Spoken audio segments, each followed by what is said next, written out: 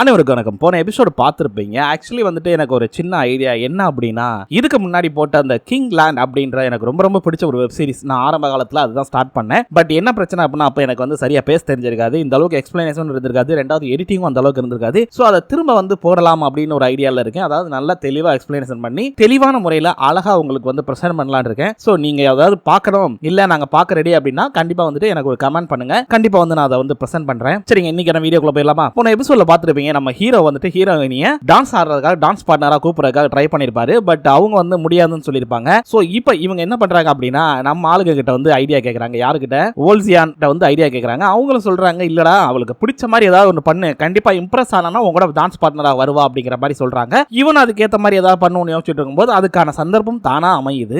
காலையில என்ன பண்றான், சாப்பிட்றதுக்காக ஒரு சின்ன ஹோட்டலுக்கு போறான். அங்க போகும்போது பாத்தீங்கன்னா இவங்க அங்க உட்காந்து சாப்பிட்டு இருக்காங்க. யாரு? ஹீரோயினி. சோ அவங்கள பார்க்கவும், நீங்க இங்கதான் இருக்கீங்களா, சூப்பர் சூப்பர், நான் இந்த டேபிள் உட்காந்துக்கிறேன் அப்படின்னு சொல்றப்ப அவங்க கேக்குறாங்க, டேய் எதுக்குடா இங்கதான் நிறைய டேபிள் ஃப்ரீயா தானே இருக்கு, அங்க போய் உட்கார வேண்டியதானே அப்படின்றப்ப, அதெல்லாம் இல்ல இருக்கட்டும், நீங்க தனியா தானே உட்காந்துருக்கீங்க, பரவாயில்ல நீங்க உட்காந்துக்கிறேன் அப்படின்னு சொல்லிட்டு தைரியமா உட்கார்றாப்ல. பரவாயில்ல, இந்த விஷயத்துல பாராட்டலாம் ஹீரோவை. அப்படி உட்கார்ந்து ரெண்டு பேரும் பேச்சு வார்த்தை சும்மா ஜஸ்ட் பேசிக்கிட்டு இருப்பாங்க. அந்த நேரத்துல டாக் கொண்டுட்டு ஒருத்தர் வருவாங்க, கண்ணு தெரியாதவர், நல்லா பாத்துக்கோங்க. சோ அவர் வந்த உடனே இந்த சைடுல ஒரு லேடி வந்து சாப்பிட்டுட்டு இருப்பாங்க. அவங்க வந்து அந்த நாயை பார்க்க, ஓ நாயா, இவங்க எல்லாம் எதுக்கு உள்ள வர்றீங்க அப்படிங்கிற மாதிரி ரொம்ப கேவலமா பேசுவாங்க. என்னன்னா இந்த கண்ணு தெரியாதவங்களுக்கு இந்த நாய் தான் துணையா இருக்குன்னு சொல்லுவாங்க. பட் இவங்க என்ன பண்ணுவாங்கன்னா, அந்த லேடி ஒருத்தவங்க, இந்த நாயெல்லாம் இதுக்குள்ள வர்றீங்க, அதோட முடியெல்லாம் பறந்து வந்து விலகும், ஐயோ ரொம்ப வந்து அது அசிங்கமானது ஒரு இது, அப்படி இப்படின்னு ஓவர் அலக்கா பிளக்கான்னு பெரிய இந்த ஹைஜீனிக் மாதிரி வந்து அவ பேசுவா. உடனே நம்ம அவர் வந்து கிளம்புவார், அந்த கண்ணு தெரியாத மனுஷன் வந்து, சாரிங்க மன்னிச்சிருங்க அப்படின்னு சொல்லிட்டு கிளம்ப போகும்போது நம்ம ஹீரோ என்ன பண்றாருன்னா, ஒரு செகண்ட் கூட யோசிக்கலங்க, படக்குன்னு எந்திரிச்சு போய், சார் நீங்க உட்காருங்க, நீங்க ஒன்னும் எங்கேயும் போக வேண்டாம், இங்க உங்களுக்கு ஏதாவது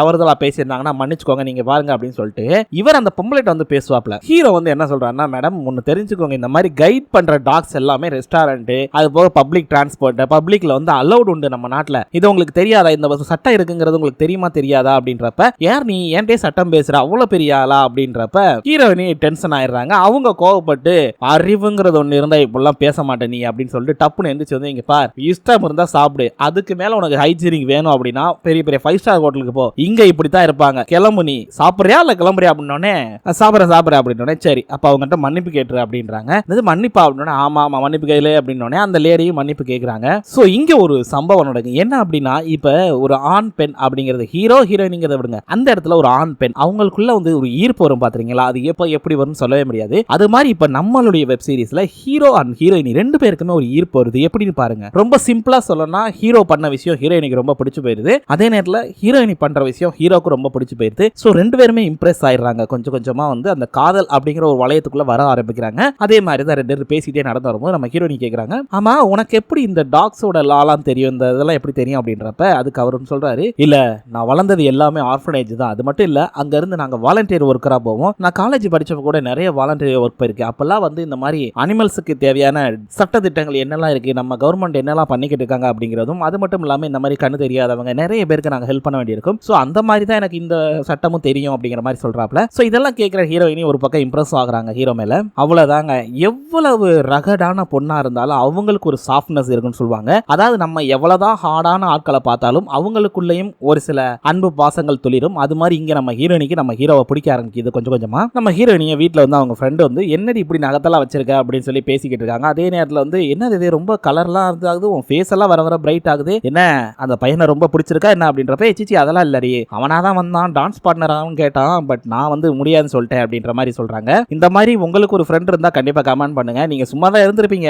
ஆனா உங்களுக்குள்ள காதல் வந்துருச்சு எடுத்துருச்சு அப்படின்னு சொல்லி சொல்றதுக்குனே ஒரு ஃப்ரெண்ட் இருப்பாங்க. அந்த மாதிரி யாராவது ஃப்ரெண்ட் சொல்லியிருந்தா கண்டிப்பா கமெண்ட் பண்ணுங்க. அப்படிங்க நம்ம பார்ல காட்டுறாங்க. பாத்தீங்கன்னா யாருக்கு, நம்ம குயிபின்சினுக்கு வந்துட்டு ஓல்சியான் மருந்து போட்டு விட்டுக்கிட்டு இருக்காங்க. அவங்க கூட சத்தம் போடுறாங்க, ஏன் இப்படி பண்ற அப்படின்றப்ப, இது என்ன ரொம்ப இருக்கு, என்னுடைய வேலையை தான் நான் செஞ்சேன், இதுல என்ன பெருசா இருக்கு அப்படின்னு சொல்லிடுறாரு. நேக்கா ஒரு மாதிரியா பதில் சொல்லிட்டு, சரி நான் போய் என்னுடைய வேலையை பாக்குறேன் அப்படின்னு சொல்லிட்டு வெங்காயத்தை கட் பண்ணலான்னு போறாப்ல. பட் இருந்தாலும் இவங்க ஒரு செகண்ட் இல்ல, இங்க பாரு இன்னைக்கு நீ வெங்காயம் கட் பண்ண வேணாம், நம்ம போய் மீட் சாப்பிடுவோமா அப்படின்றாங்க. ட்ரிங்க்ஸ் பண்ணிக்கிட்டே அவரே கேட்கிறாரு, என்ன திடீர்னு மீட் அப்படின்றப்ப, இல்ல உனக்கு அடிபட்டு இருக்கு, கொஞ்சம் எனர்ஜி வேணும், வா எனக்கு வந்து லேசா குடிக்கணும் போல இருக்கு, வா போவோம் அப்படின்னு சொல்லிட்டு ரெண்டு பேரும் போய் குடிச்சிக்கிட்டு அந்த மீட் எல்லாம் வச்சு சாப்பிட்டுட்டு பேசிக்கிட்டு இருக்காங்க. இங்க பாத்தீங்கன்னா இந்த பெருசா பாத்தீங்க அப்படின்னா, அவங்க ஆல்ரெடி சொல்லியிருப்பாங்க பாத்தீங்களா, அந்த ஆத்மாலாம் இருக்கு அப்படின்னு, அதை தான் இப்ப காட்டுறாங்க. என்ன அப்படின்னா, இந்த பெருசு வந்து பாஸ்வேர்டை யோசிச்சு பாக்குது, என்னடா பாஸ்வேர்டு போட்டோம் அப்படின்னு யோசிச்சுட்டே பார்க்கும்போது திடீர்னு பாத்தீங்கன்னா ஒரு லேடி வந்து கதவை திறக்கிறாங்க.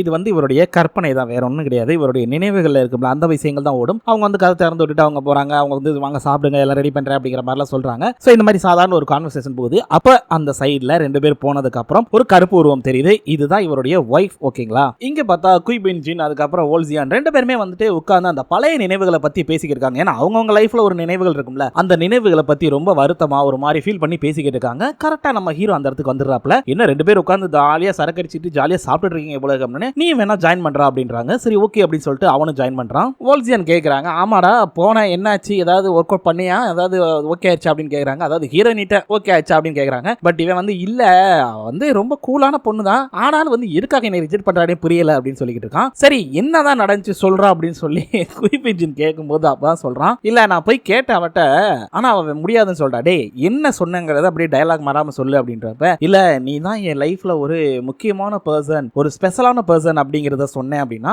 ஓகே நல்லா தானே சொல்லியிருக்க, அதுக்கடுத்து அப்படின்னோடனே அதுக்கு காரணம் என்னன்னா நீ தான் என்னை முதல்ல தொட்ட, அதனாலதான் அந்த காரணம் அப்படிங்கிறதையும் சொன்னேன் அப்படின்றான். ஆடா பாவி அப்படின்னு சொல்லி நம்மால தலையில அடிச்சுக்காம நெஞ்சில் அடிச்சுக்கிறாரு. ஐயோ இப்படி ஒரு தற்குறியை வந்து வச்சுக்கிட்டு நான் என்ன பண்ண அப்படின்னு அந்த மனுஷனே புலம்புறாப்புல. டேய் என்னடா இப்படி பேசி வச்சிருக்கியேடா, டேய் ஒரு பொண்ணுகிட்ட பேசுறப்ப நல்லா தெரிஞ்சுக்கோ, அப்படி மனசை இலக்கமா வச்சு ரொம்ப அன்பா பணிவா அப்படி பேசுதுன்னுடா. இப்ப பாரு உனக்கு பேசி காட்டுறேன் பாரு அப்படின்னு சொல்லிட்டு நம்மளுடைய குய் பின்ஜின் என்ன பண்றாரு அப்படின்னா ஓல்சியான்ட்ட பேசுறாங்க. குய் பின்ஜினும் ஒரு சில கவிதைகள்லாம் சொல்றாப்புல. பெண்ணே வெளி என்ற வில்லை கொண்டு பார்வை என்னும் பிரம்மாஸ்திரத்தை வைத்து என் இதயத்தை திருடி சென்றவளே, உன் இதயத்தை தர மறந்துவிட்டு சென்றாயே கண்ணே, எப்பொழுது தரப்போகிறாய் உன் இதயத்தை. இதை கேட்ட உடனே நம்ம ஓல்சியான் வந்து அவங்க வந்து அந்த பழைய ராஜா காலத்து நினைவுகளுக்கு போயிடுறாங்க. ஆனா ஆக்சுவலி இந்த கவிதை நல்லா இருந்ததுல என்னுடைய சொந்த கவிதை, நல்லா இருந்தா நல்லா இருக்குன்னு சொல்லுங்க. என்ன ஒண்ணு அப்படின்னா அந்த அரசர் வந்து ரொம்ப லவ் பண்ணிருப்பாரு. அவர் இது மாதிரி சில வார்த்தைகள்லாம் சொல்லி எனக்கு உன்னை பிடிச்சிருக்குன்னு சொல்றப்ப இவங்க வந்து இல்ல நான் வந்து ரொம்ப கீழா இருக்கக்கூடிய ஒரு பெண், என்னால எப்படி அரசனா இருக்கக்கூடிய அதாவது இளவரசனா இருக்கக்கூடிய உங்களை வந்து திருமணம் செஞ்சுக்க முடியும், அதெல்லாம் நடக்கவே நடக்காது அப்படின்றப்ப, இல்ல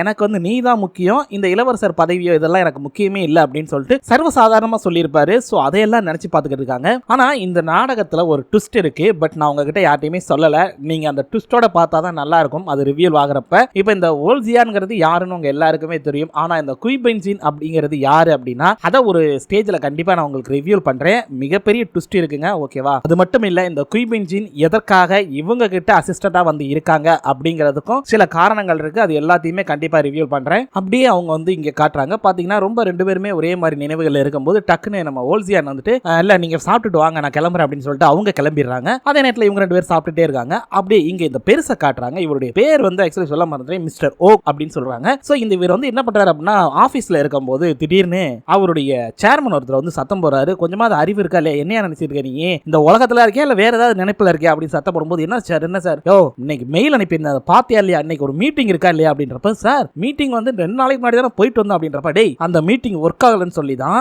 இப்ப திரும்ப ரீஷெட்யூல் பண்ணி இன்னைக்கு மீட்டிங் போட்டிருக்காங்க, இத உனக்கு நேத்து காலையிலே மெயில் அனுப்பிட்டாங்க, ஆனா நீ போகவே இல்லை அப்படின்னு சொல்லி சத்தம் போட்டுருக்காரு. சாரி சார் அப்படின்னு சொல்லிட்டு அவர் செக் பண்ணி பார்த்துட்டு நான் போறேன் அப்படின்னு கிளம்புறப்ப, இல்ல நீ போ அப்படின்னு சொல்லிட்டு இன்னொருத்தர் ஜூனியர் அனுப்பிடுறாப்ல, நீ என்னை ஆபீஸ்ல வந்து பாரு அப்படின்னா ஆபீஸ்ல வந்து ரொம்ப தன்மையா பேசுறாப்ல. இங்க கத்துனவரு, இங்க பாருங்க மிஸ்டர் ஓ, எனக்கு உங்களை பத்தி நல்லா தெரியும், இந்த கம்பெனில நீங்க சேர்றப்ப நல்ல ஒரு வயசுல இருந்தப்ப சேர்ந்தீங்க, இப்போ உங்களுக்கு ஏஜ் ஆயிடுச்சு, நான் இல்லைன்னு சொல்லல, இந்த கம்பெனியோட முன்னேற்றத்துல உங்களுக்கும் பங்கு இருக்கு, ஆனா நீங்க இப்படி பொறுப்பு இல்லாம நடந்துகிட்டே இருந்தா என்ன அர்த்தம், ஃபர்ஸ்ட் நீங்க அந்த விஷயத்துல இருந்து வெளியே வாங்க அப்படின்றப்ப, என்ன சார் சொல்றீங்க எனக்கு புரியல அப்படின்றாரு. இங்க பாருங்க உங்க ஒய்ஃப் போனதுக்கு அப்புறம் நீங்க இன்னும் அந்த வழிகளில இருந்து வெளியே வரலங்கிறது எனக்கு நல்லாவே தெரியுது, ஆனா உங்க ஒய்ஃபுக்கு என்ன நடந்தது அப்படிங்கறத நீங்க முதல்ல ரியலைஸ் பண்ணுங்க, அந்த விஷயத்தை மறந்துட்டு இன்னும் உங்க ஒய்ஃப் உங்க கூட இருக்கிறதாகவோ இல்ல வேற ஏதாவது நினைப்புல கூட நீங்க இருக்கலாம், அப்பெல்லாம் இருக்காதீங்க அப்படின்னு சொல்லி சேர்மன் சொல்றாப்ல. சோ இப்பதான் தெரியுது இவங்களுடைய ஒய்ஃபுக்கு ஆக்சிடென்ட் ஆகி இறந்துட்டாங்க அப்படிங்கிற மாதிரி காட்டுறாங்க. சோ மனுஷன் ஒரு மாதிரி அல்லாடி தள்ளாடி வந்து வர்றாப்ல, இத குயிம்பிஜுன்னு பாத்துறாப்ல. அப்படியே வீட்டுக்கு வந்து பார்த்தா அந்த அம்மா இருக்கிற மாதிரி இருக்கு. அவங்களுக்கு வந்து அந்த நான் சொன்னேன்ல டம்ப்ளிங், அந்த டம்ப்ளிங் வந்து அவங்க செஞ்சு வச்சிருக்க மாதிரியும் அவர் வந்து எடுத்து சாப்பிட்டுக்கிட்டு இருக்காப்ல. சாப்பிட்டுட்டு பாத்தீங்கன்னா திடீர்னு பார்த்தா அவங்க காணாம போயிடுறாங்க. அப்படியே அவர் அழுக ஆரம்பிக்கிறாரு. சோ இப்பதான் புரியுது என்னங்கிறது புரியுதா, இந்த மனுஷன் இன்னும் அவங்க ஒய்ஃப் இறந்ததை மறக்க முடியாம அந்த வழிகளிலே இருக்காரு. அவங்க செஞ்சு கொடுத்தது அவங்க இது பண்ணது எல்லாத்தையுமே வந்து வாங்கிட்டு வந்து அவங்க செஞ்சதாக நினைச்சு சாப்பிட்டு இருக்காரு. சோ அந்த வழிகளை நினைச்சு அழுக ஆரம்பிக்கிறாரு. அதே நேரத்தில் இவங்க ஆத்மாவா இருந்த இவங்க அப்படியே முழுசா அந்த உருவத்துக்கு வர்றாங்க, மனித உருவத்துக்கு வந்து அவங்களும் ஒரு மாதிரியா ஃபீல் பண்ணி அழுகுறாங்க. அப்படியே ஃபீல் பண்ணி வெளியே வர்றாங்க. இப்போ இந்த அம்மா வயசான லேடி இருக்காங்களா, இவங்க வெளியே வந்ததை குயிபிஞ்சின் பாத்துறாப்ல. பார்த்தா எல்லாம் உட்காந்து பார்ல பேசிக்கிட்டு இருக்காங்க. அப்போ வந்து குயிபிஞ்சின் எடுத்து சொல்றாப்ல, இங்க பாருங்கம்மா நீங்க இப்படி ஆத்மாவா இங்க சுத்திக்கிட்டே இருக்க கூடாது, அது வந்து இயற்கைக்கு மாறான ஒரு விஷயம், நீங்க வந்து கண்டிப்பா ஆஃப்டர் லைஃபுக்கு போயே ஆகணும், அதாவது மரணத்துக்கு பிறகு இருக்கக்கூடிய வாழ்க்கைக்கு நீங்க போகணும் அப்படின்ற மாதிரி சொல்லிக்கிட்டு இருக்காரு. ஆனா என்னால தான் போக முடியலையே, நான் அவர்கிட்ட இன்னைக்கு வரைக்கும் வந்து ஒரு குட் பை கூட சொல்லலையே அப்படின்றப்ப, ஒன்னும் பிரச்சனை இல்லை, நாங்க அதுக்கான எல்லா ஏற்பாடையும் பண்றோம் அப்படின்றாங்க. ஆனா ஒரு கண்டிஷன்மா, நீங்க அவர்கிட்ட குட் பை சொன்னதுக்கு அப்புறம் கண்டிப்பா போயே ஆகணும் அப்படின்றப்ப, கண்டிப்பா போறேன்ப்பா அப்படின்னு அவங்களும் ஒத்துக்கிறாங்க. கரெக்டா ஹீரோ வந்து வர்றாப்ல. அந்த நேரத்தில் கரெக்டா இவங்க 2 ரெண்டு பேர் வெளியே வரும்போது என்ன ரெண்டு பேரும் எங்க போறீங்க போல இருக்கு அப்படின்னு, ஆமா நீங்க சேர்ந்தா வா அப்படின்னு, இருங்க எங்க கூட்டு போறீங்க, குட் பை சொல்லணும், வா போயிட்டு வருவோம் அப்படின்னு சொல்லிட்டு மிஸ்டர் ஓ இருந்தார்ல, இவருடைய நினைவுகளுக்குள்ள இப்ப போறாங்க.